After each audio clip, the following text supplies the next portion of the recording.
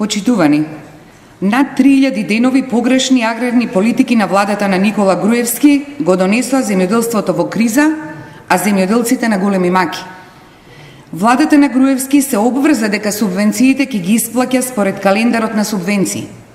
Но, на голем дел од земјоделците, власта се уште ги нема исплатено субвенциите за 2012 и 2013 година, иако законскиот рок за исплата одамна е поминат. Во која година застана времето на Министерството за земјоделство?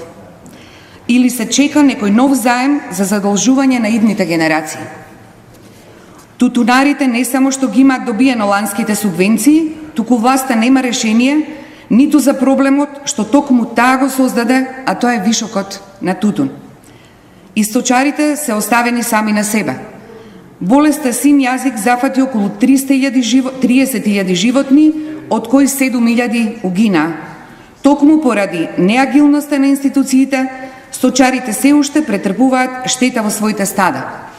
Мерките на владата се задоцнети, а не се исплатени ниту обврските кон сточарите за изминатите 2 години. Дополнително, во предлог буџетот за 2015 година, владата ја намалува сумата за субвенции над 2 милиони евра. Стандардот на земјоделците опаѓа. Огромен број села се уште немаат пристапен пат по кој може нормално да се стигне, нема обезбедена чиста и безбедна вода за пиење, нема канализација. Насушна потреба на македонското земјоделство се и системите за наводнување, но владата наместо да гради акумулации и системи за наводнување, таа гради споменици и милионски тркала во Скопје. Водостопанството на Република Македонија е во потполн хаос. Најголем дел од мрежата на водостопански субјекти не постојат, изгаснати се, а објектите и хидросистемите се оставени на милост и немилост. Оваа влада не смогна сили да обезбеди минимална одржливост на постојните хидросистеми. Најавеното формирање на акционерско друштво за управување со водите за наводнување нема да ги реши проблемите.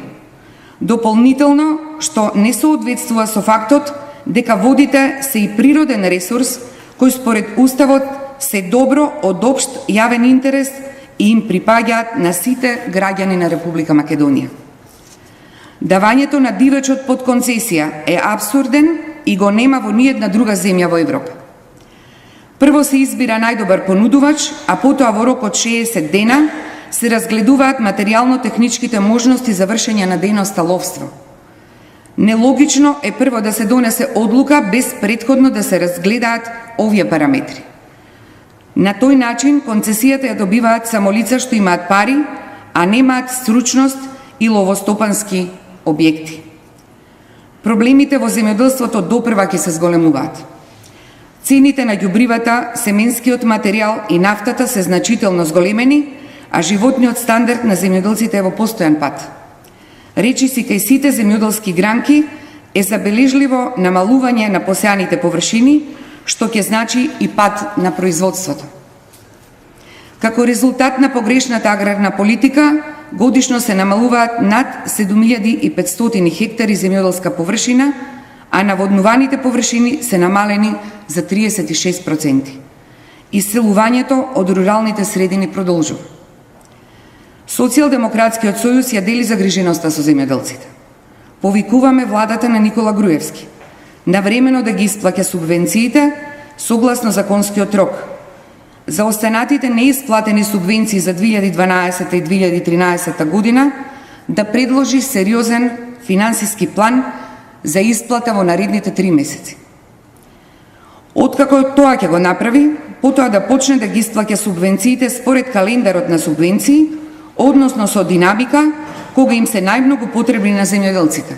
Мерка што Социјалдемократскиот сојуз ја предложи во последната изборна програма.